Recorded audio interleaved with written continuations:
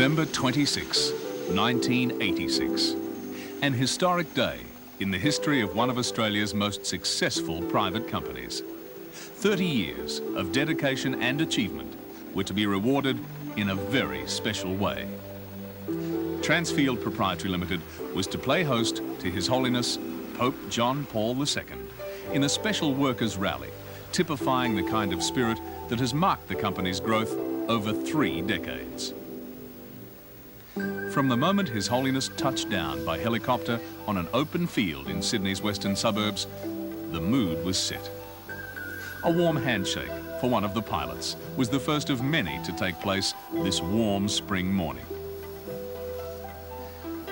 Emerging into the sunlight, the pontiff looked happy and relaxed as he prepared once again to do what he does best, moving amongst his people, taking the church to its followers.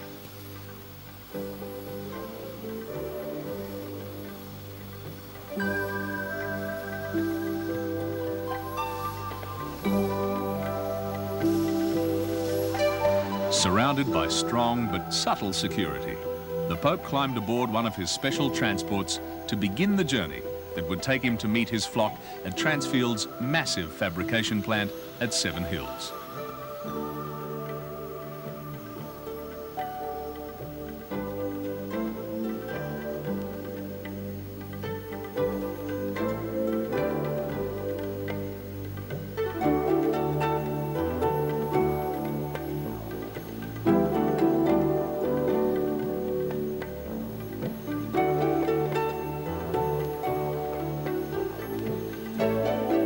Leaving Blacktown Showgrounds, the Pope was to get the first hint of what lay before him. Thousands of people lining the streets who had waited for hours to catch a glimpse of the Holy Father. They were not to be disappointed as the Pope-mobile made its way slowly through the industrial and suburban streets of Sydney's western suburbs.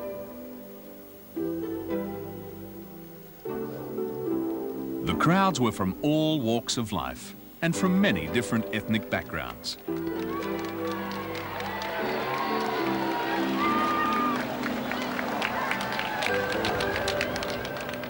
Transfield was chosen, in fact, to host the Special Workers Rally because of its wide range of ethnic employees. Another reason for the rally in the outer west was the existence of a large Polish community in nearby Greystanes. No doubt, most of them were in the crowd to greet the most famous and loved Pole of all.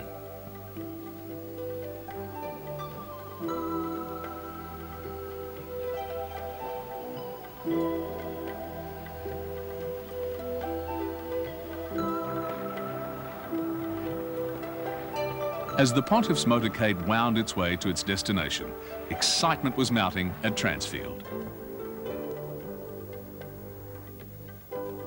Young and old were spilling into the massive industrial complex to get the best vantage point.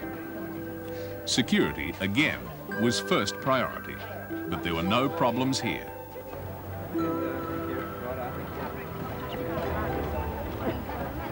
Inside the giant factory, everybody was on a high. The Holy Father was not far away. In an almost carnival atmosphere, everybody was filled with expectation.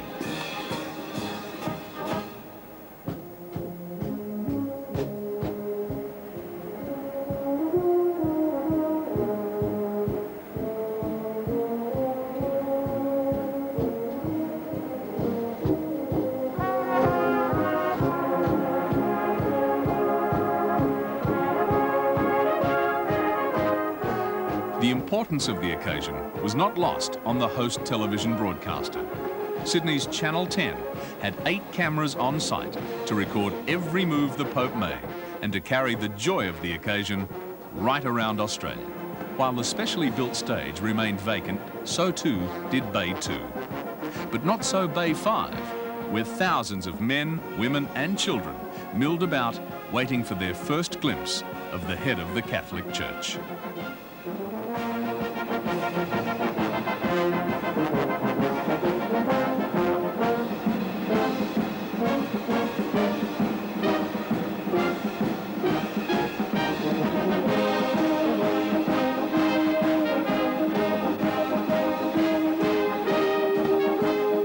As the Pope drew nearer, more special guests arrived, and it was obvious the church could even bring political parties together under one roof.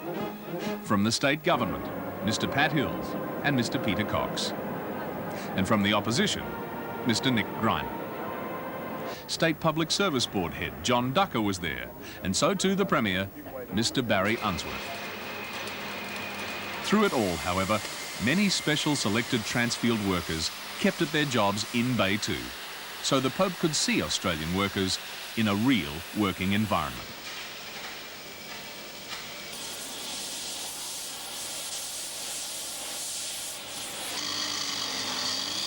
As emergency services stood by, the mood of the crowd began to lift. The time of the Pope's arrival was drawing near. Photographers, journalists and cameramen from around the world were on hand to record the historic event.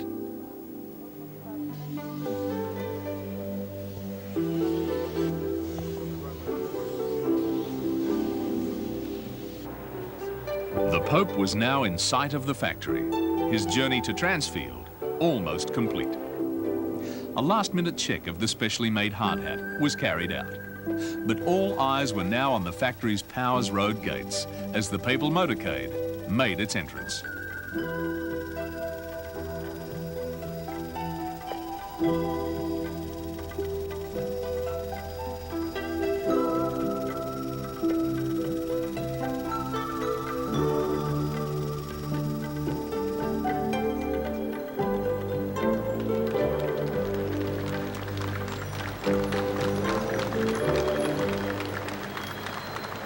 Accompanied by Bishop Heather, the Archbishop of Parramatta, the Pope had arrived at Transfield. For the company's co-chairman, Mr. Franco Belgiano Nettis and Mr. Carlo Salteri, the moment was to be a lifetime highlight. Voi vedrete adesso costruzioni metalliche di quelle che voi avete già fatto personalmente, capito, in Polonia quando eravate giovani. Quindi entrate in officina.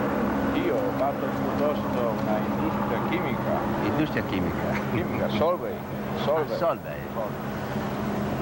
Poi con la pietra, no? Perché ci voleva per la produzione chimica, ci voleva la pietra. Questo è prima della guerra? No, dopo la guerra? Durante. Ah, durante la guerra? Durante l'occupazione nazista. Immagino i nostri operai sono adesso ansiosi di vedere lei, passeggiare e parlare con lei. Questo abbiamo diciamo, sistemato l'officina da sgombrare molte macchine, molte attrezzature, in modo che lei possa camminare senza intralci. Allora. Vogliamo darle il safety helmet così? Questo così, no? This way. Yes. Perfect. The picture that was to be flashed around the world had been taken. His Holiness in a Transfield hard hat. Now it was off to meet the workers.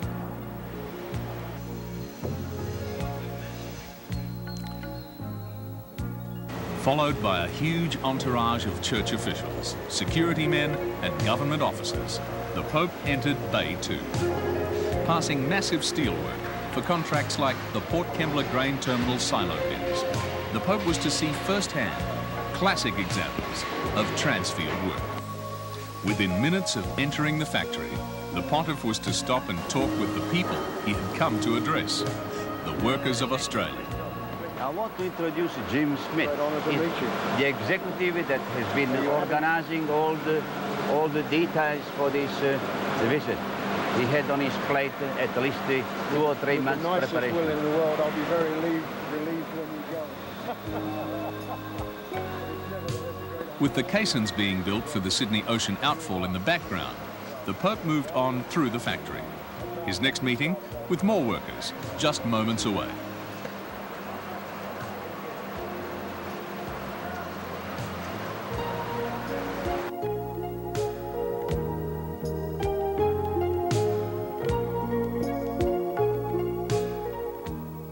This is the manager of the shop, Abruzzi. the big boss here. He came from Abruzzo?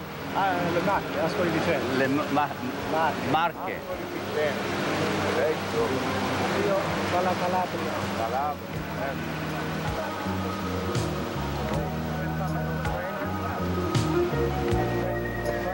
Accompanied by Mr. Belgiorno Nettis and Mr. Salteri, the Pope was next to meet Mario Martinez, a welder with Transfield for 15 years.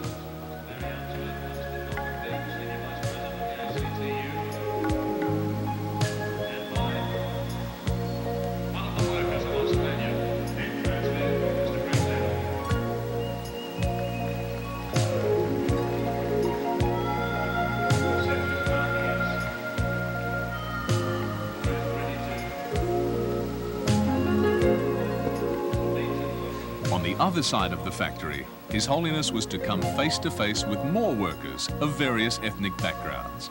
Foreman Joe Farelli and Young Mo, a Korean welder.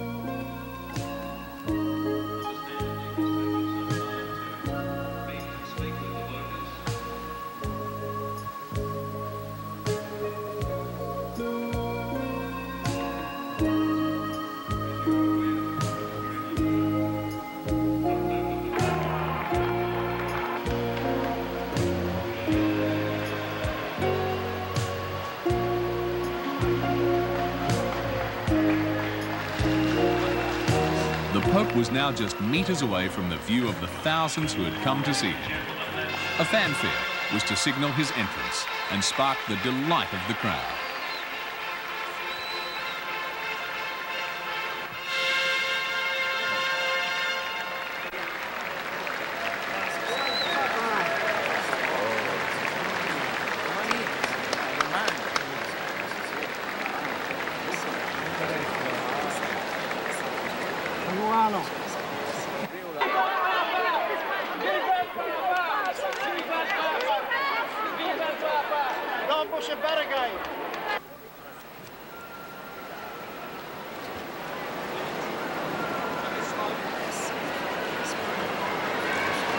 After more than half an hour of strolling amongst the workers and invited guests, the formal part of the morning began. Santità, dobbiamo presentarle il premio del New South Wales, the Honourable Barry Hansworth, and the Secretary of the Labour Council, Mr. John McLean. I welcome you on behalf of the Trade Union of Australia, and I bring words of support and solidarity. Thank you. For the family of Carlos Salteri's son Paul, a very special moment as the Pope passes by, a moment that will never be forgotten.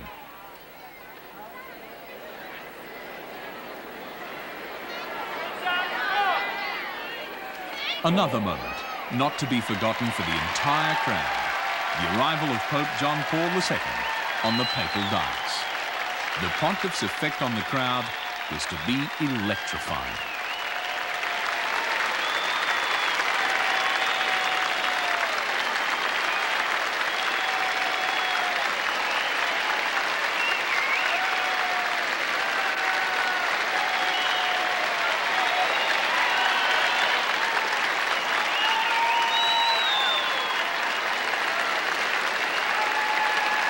For Workers' Representative Francis Zammit, a moment to treasure for the rest of his life.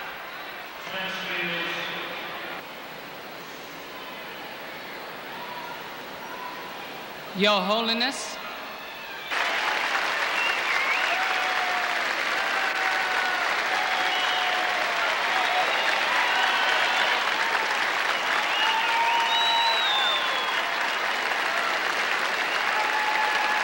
For Workers' Representative Francis Zammit, a moment to treasure for the rest of his life.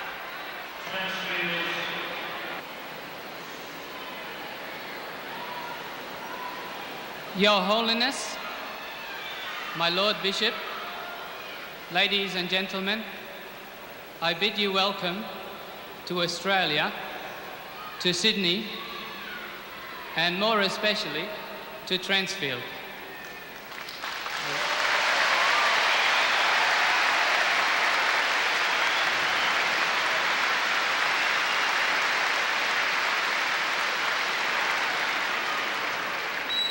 I extend that welcome on behalf of the workers and the industrial personnel of Australia, whatever their creed or belief. 30 years ago, when the Transfield organisation was little more than just a gleam in the eyes of our chairmen, Mr. Belgiorno and Mr. Salteri, they could hardly have believed that 3 decades later they would be playing host to such a distinguished guest.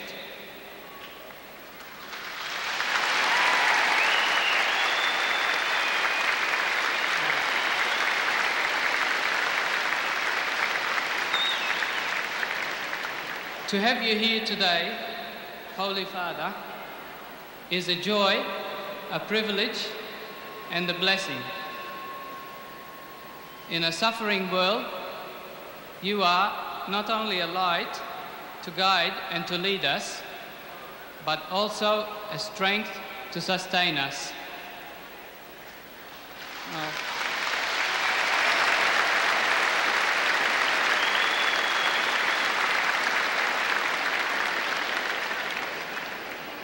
With a deep sense of honor and with more than a little awe, we bid you welcome, benvenuto, and vitam.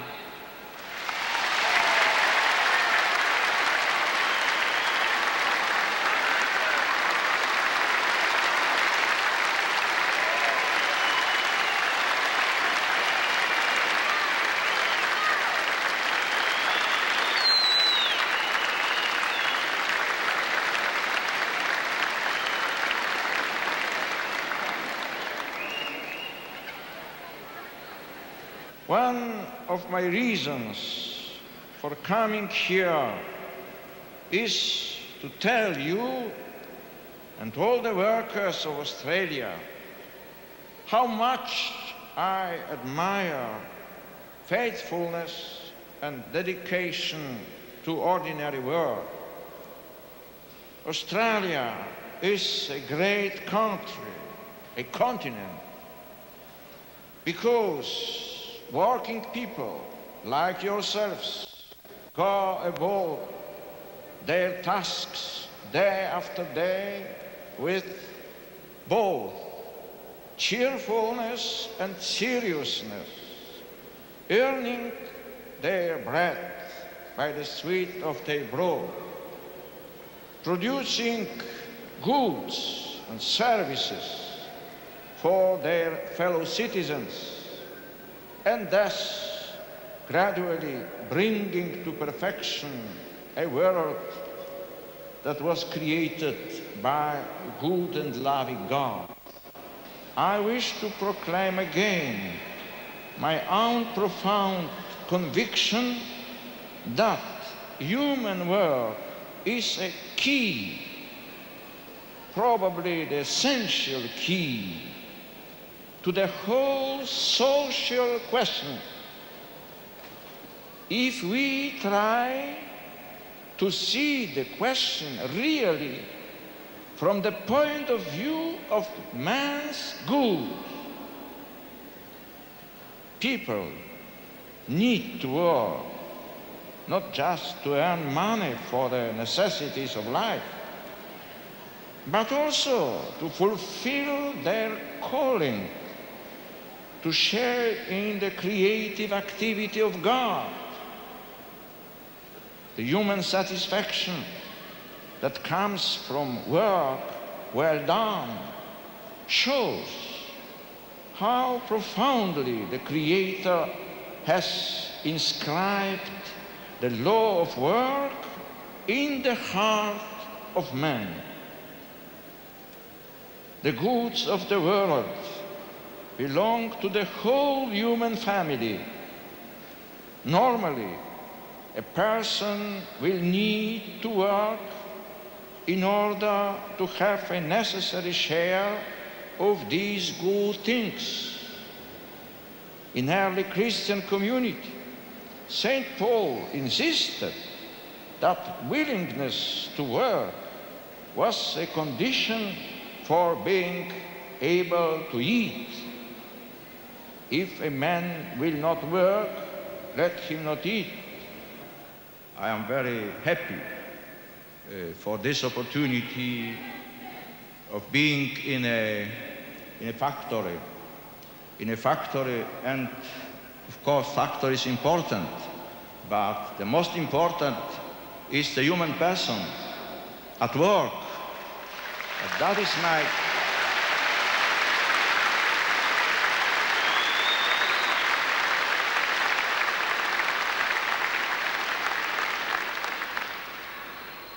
is my great satisfaction, to find here, to meet here so many working persons, human persons at work. And I greet, of course, all the categories of working. Also, this very important category of specialists, technicians, engineers, directors, all of them. You are a great community of work. And that is what unites all of you. I, in my encyclical letter, Laborem Exercens, I underlined that the work has above all a unitive meaning. The work unites human persons, human community, is creating a community of men. Is not putting person or community against a other person or a other community. The work, to work and to work effectively is only possible being united.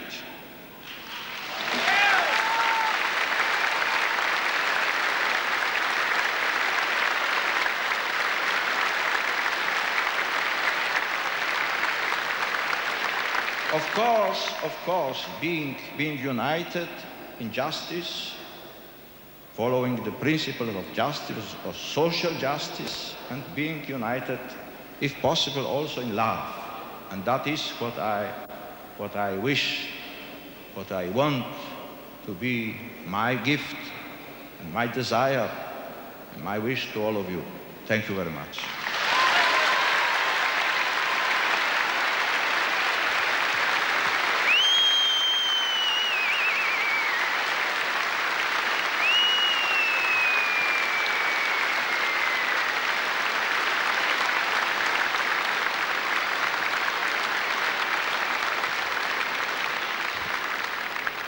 If I can invite you, or at least those of you who are believing in God, to pray together with me, Pater Noster, that is our Father.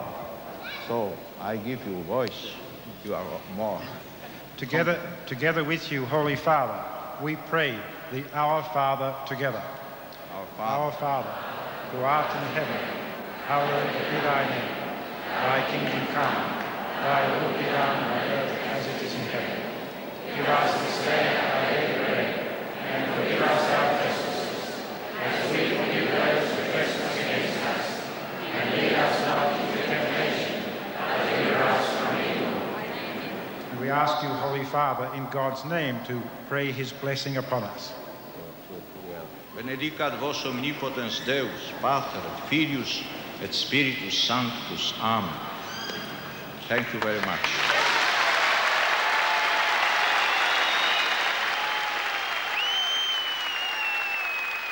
And so came the time for His Holiness to make his way onto his next appointment. Again, the People's Pope was not to disappoint the crowd.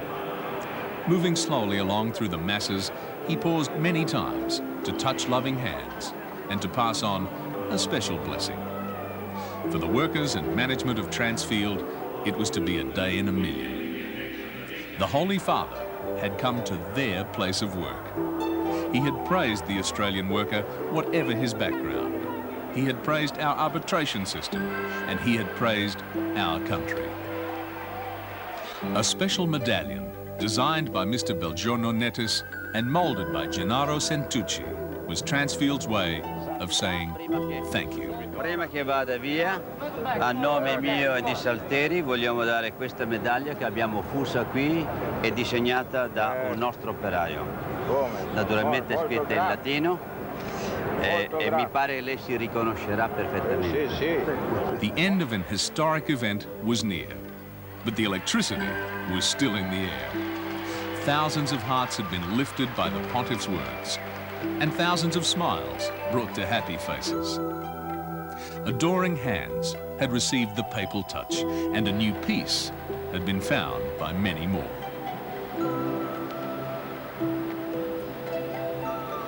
For Transfield, the visit of Pope John Paul II was even more significant because it came in the year of the company's 30th birthday celebrations. For Transfield founders and co-chairmen Franco Belgiorno Nettis and Carlo Salteri, the day was a crowning achievement to a lifetime of work. In typical Transfield fashion, however, it was an event shared by all: workers, friends, families, and visitors. One could not help but get the feeling this was almost a gathering of one big happy family. Happy in the love of God and the man chosen to spread his message on earth.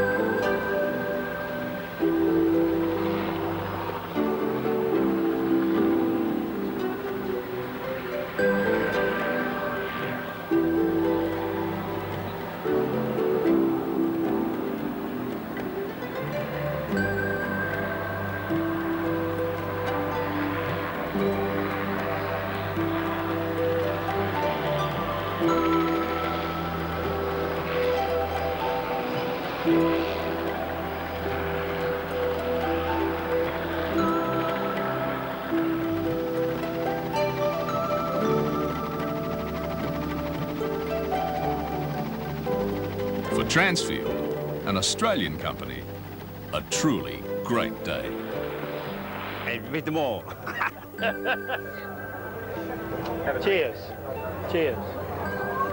To the great day.